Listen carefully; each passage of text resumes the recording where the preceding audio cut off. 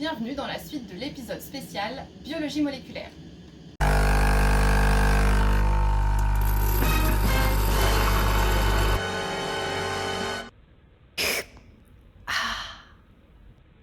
Précédemment, dans Café Bactériaux, vous avez tout compris sur la signification de la CESES, l'extraction d'ADN et l'amplification par PCR. Le programme d'aujourd'hui, c'est révélation sur gel de notre PCR, séquençage d'ADN et interprétation du résultat. Et on attaque tout de suite par le gel d'agarose, des secrets de sa fabrication jusqu'à la migration. C'est parti. Champion. Pour fabriquer un gel d'agarose, c'est un peu comme la cuisine. Je mélange de la poudre d'agarose dans un bécher, avec lequel j'ajoute du TBE, c'est un tampon.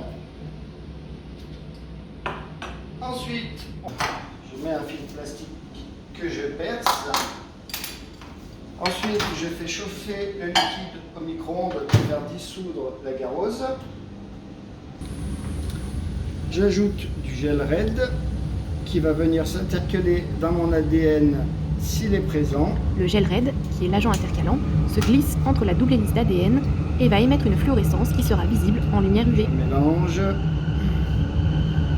et je verse dans ma cuve.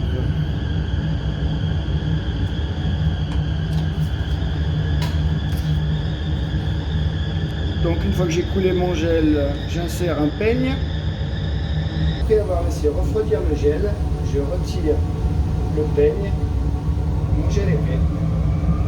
Je dépose le gel dans la cuve de migration, dans lequel je recouvre de tampons. Ensuite, je dépose délicatement mes échantillons dans les trous laissés par les peignes. J'ajoute systématiquement un témoin positif et un témoin négatif qui vont nous prouver que premièrement la PCR a bien fonctionné et deuxièmement qu'elle n'est pas contaminée.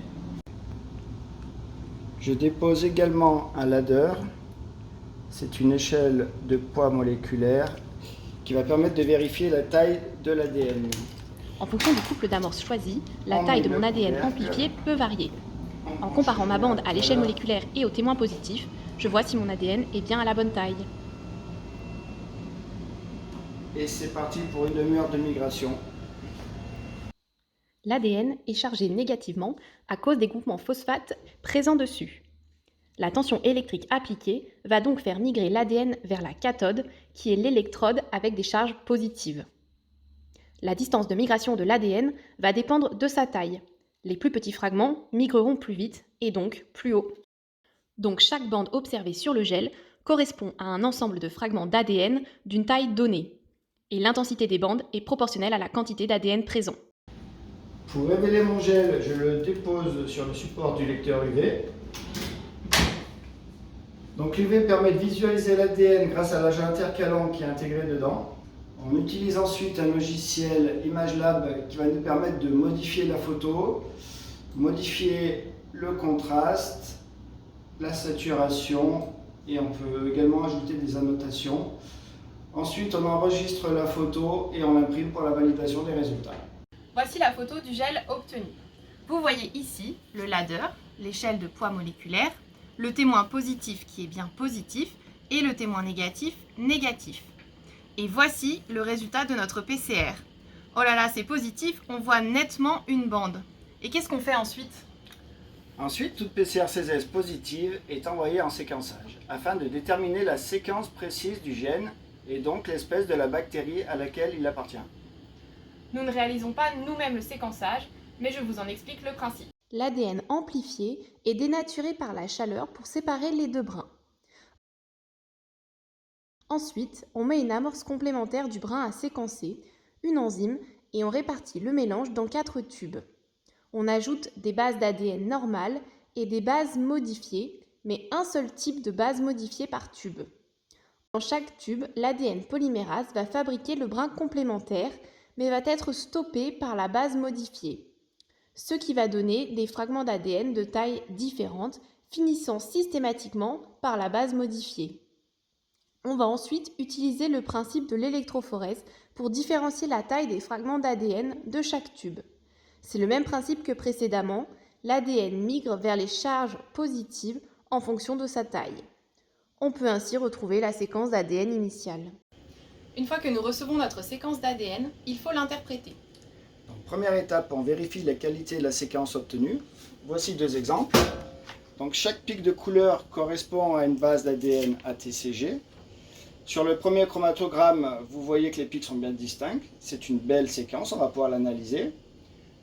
En revanche, sur le deuxième, vous voyez une superposition de pics. Cela veut dire que plusieurs ADN sont présents en même temps et donc que la PCR a probablement amplifié le gène C16 de plusieurs bactéries. C'est dû soit à un prélèvement initial plurimicrobien, soit à une contamination lors de la manip. Dans ce cas-là, on ne peut rien analyser et la séquence est perdue. Deuxième étape, l'analyse de la séquence. Il existe des logiciels informatiques pour nous aider. On rentre la séquence dans le logiciel qui va ensuite la comparer aux séquences d'ADN présentes dans les bases de données. Le résultat obtenu est sous forme d'arbre. Plus les espèces sont proches génétiquement, plus elles seront proches sur les branches de l'arbre. Dans le cas de notre premier chromatogramme, vous voyez ici notre séquence en bleu. Elle se situe sur la même branche que le Cutibacterium acnes en rouge. Cette branche est bien différenciée des autres. Vous voyez, elle se situe après un petit nœud. Nous pouvons donc affirmer dans ce cas que l'ADN C16 extrait, amplifié par PCR puis séquencé, appartenait à du Cutibacterium acnes. Attention, la PCR ne permet pas de dire si la bactérie est morte ou vivante, mais juste qu'elle était présente.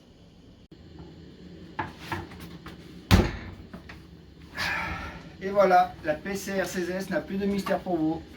Effectivement, et avec toutes ces étapes, on comprend mieux pourquoi on ne rend pas un résultat dans la journée et pourquoi toute contamination est critique. Et oui.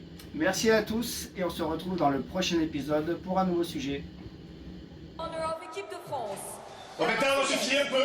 D'accord, on va mettre un peu de rythme. Ah, c'est marré, je le voyais, ce peu de récolte, il faut les couches, je vais les premiers.